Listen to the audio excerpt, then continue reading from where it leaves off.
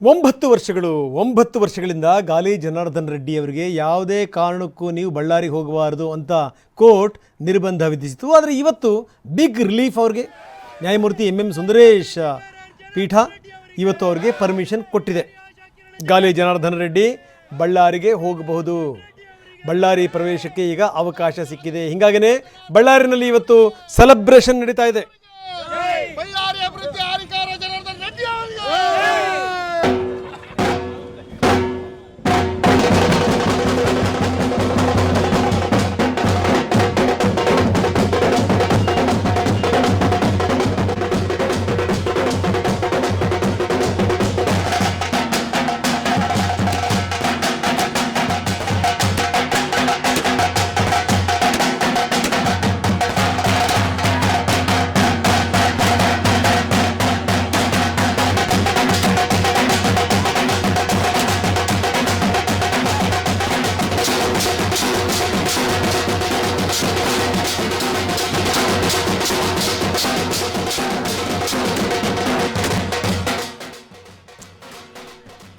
ಬಳ್ಳಾರಿಗೆ ಹೋಗಂಗಿಲ್ಲ, ಬಳ್ಳಾರಿ ಜೊತೆಗೆ ಕಡಪಕ್ಕೂ ಹೋಗಂಗಿಲ್ಲ, ಈ ರೀತಿಯ ನಿರ್ಬಂಧ ಇತ್ತು. ಆ ನಿರ್ಬಂಧ ಈಗ ತೆರವಾಗಿದೆ. ಬನ್ನಿ, ನಮ್ಮ ಪ್ರತಿನಿಧಿ ವಿನಾಯಕ್ ಈಗ ನಮ್ಮೊಂದಿಗೆ ನೇರ ಸಂಪರ್ಕದಲ್ಲಿದ್ದಾರೆ. ವಿನಾಯಕ, ನಾವು ನೋಡ್ತಾ ಇದ್ದೀವಿ 9 ವರ್ಷಗಳಿಂದ ಇದ್ದಂಥ ನಿರ್ಬಂಧ ತೆರವಾಗಿದೆ. ಹೀಗಾಗಿ ಏನಂದರೆ ಗಾಲಿ ಜನಾರ್ದನ್ ರೆಡ್ಡಿಯವರ ಗಾಲಿ ಈಗ ಬಳ್ಳಾರಿಯ ಕಡೆಗೆ ತಿರುಗ್ತಾ ಇದೆ. ಗಮನಿಸಬೇಕಾದಂಥ ಸಂಗತಿ, 9 ವರ್ಷ ಹೊರಗಡೆ ಇದ್ದರೂ ಈಗ ಒಳಗಡೆ ಬರುತ್ತಿರೋದ್ರಿಂದ ಅಲ್ಲಿ ಸಂಭ್ರಮ ಕೂಡ ಮನೆ ಮಾಡಿದೆ. ಏನು ನಡೀತಾ ಇದೆ ವಿನಾಯಕ್?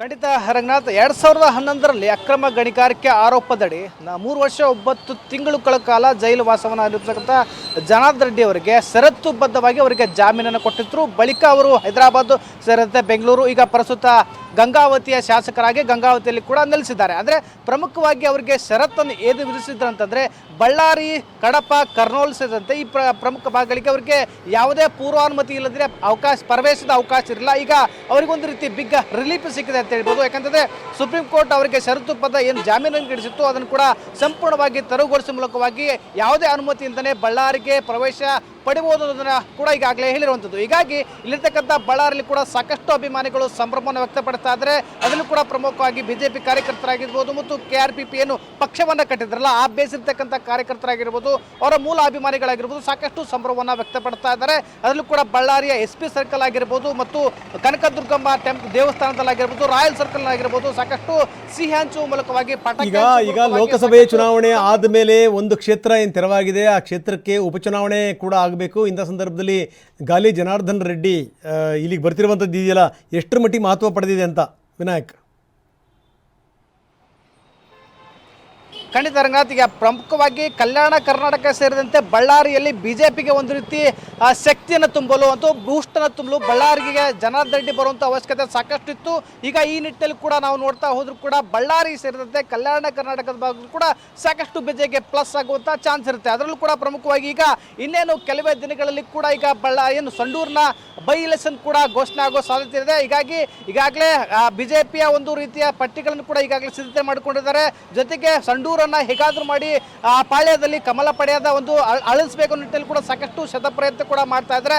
ಅದರ ನಿಟ್ಟಿನಲ್ಲಿ ಕೂಡ ಈಗ ಬಳ್ಳಾರಿಗೆ ಜನಾರ್ದನ್ ರೆಡ್ಡಿ ಬರೋದ್ರಿಂದಾಗಿ ಯಾವುದೇ ಪೂರ್ವಾನುಮತಿ ಬರದೇ ಇರೋದಾಗಿ ಸಾಕಷ್ಟು ಒಂದು ರೀತಿ ಬಲ ಸಿಕ್ಕಂಗಾಗುತ್ತೆ. ಅಲ್ಲೂ ಕೂಡ ಸಂಘಟನೆಯನ್ನ ಕಟ್ಟುವ ಮೂಲಕವಾಗಿ ಬಿಜೆಪಿ ಸೇರಿದಂತೆ ಅವರ ಮೂಲತಃ ಅಭಿಮಾನಿಗಳ ಸಂಘಟನೆ ಕೂಡ ಸಾಕಷ್ಟು ಪ್ಲಸ್ ಸಿಗುತ್ತೆ. ಜೊತೆಗೆ ಸಂಡೂರಿನಲ್ಲಿ ಕೂಡ ಈಗ ಎಲೆಕ್ಷನ್ ಘೋಷಣೆ ಆದ ಕೂಡ ಇವರ ಪಡೆಯೊಂದಿಗೆ ಬಳ್ಳಾರಿ ಸಂಡೂರಿನಲ್ಲಿ ಕೂಡ ಬಿಜೆಪಿ ಅಭ್ಯರ್ಥಿ ಗೆಲ್ಲಿಸುವಲ್ಲಿ ಜನಾರ್ದನ್ ರೆಡ್ಡಿ ಪಾತ್ರ ಸಾಕಷ್ಟು ಪ್ರಾಮುಖ್ಯತೆ ಕೊಡುತ್ತೆ ನಿಟ್ಟಿನಲ್ಲಿ ಕೂಡ ಈಗಾಗಲೇ ಇರತಕ್ಕಂಥ ಬಿಜೆಪಿ ಕಾರ್ಯಕರ್ತರಾಗಿರ್ಬೋದು, ಅಭಿಮಾನಿಗಳಾಗಿರ್ಬೋದು ಸಾಕಷ್ಟು ಸಂಭ್ರಮವನ್ನು ಪಡ್ತಾ ಇದ್ದಾರೆ. ರಂಗನಾಥ್, ಓಕೆ, ಧನ್ಯವಾದ ವಿನಾಯಕ್ ತಮ್ಮೆಲ್ಲ ಮಾಹಿತಿಗೆ. ಇದಕ್ಕೂ ಮೊದಲು ಜನಾರ್ದನ್ ರೆಡ್ಡಿ ಬೆಂಗಳೂರಿನಲ್ಲಿ ಮಾತಾಡಿದ್ರು, ಬನ್ನಿ ಏನು ಹೇಳಿದ್ರು ನೋಡೋಣ.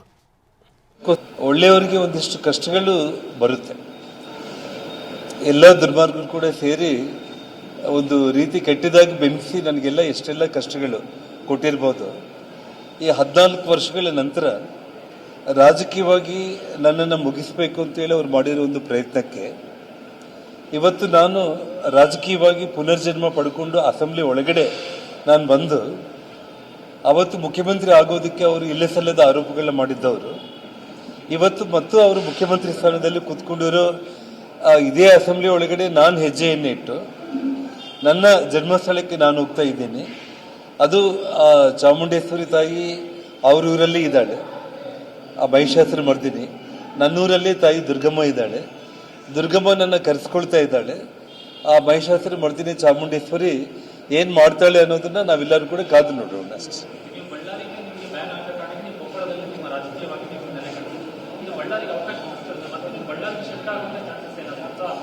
ನೋಡಿ, ಭಾರತೀಯ ಜನತಾ ಪಕ್ಷದ ಒಂದು ಸಾಮಾನ್ಯ ಕಾರ್ಯಕರ್ತನಾಗಿ ಪಕ್ಷ ಎಲ್ಲಿ ನಿಲ್ಲಬೇಕು, ಎಲ್ಲಿ ನಿಲ್ಲಬಾರ್ದು, ಪಾರ್ಟಿ ಏನು ತೀರ್ಮಾನ ತಗೊಳುತ್ತೆ ಅದಕ್ಕೆ ಬದ್ಧವಾಗಿದ್ದು ಪಕ್ಷಕ್ಕೋಸ್ಕರ ನಾನು ದುಡಿತೀನಿ. ನಾನು ಒಳ್ಳೆಯವರು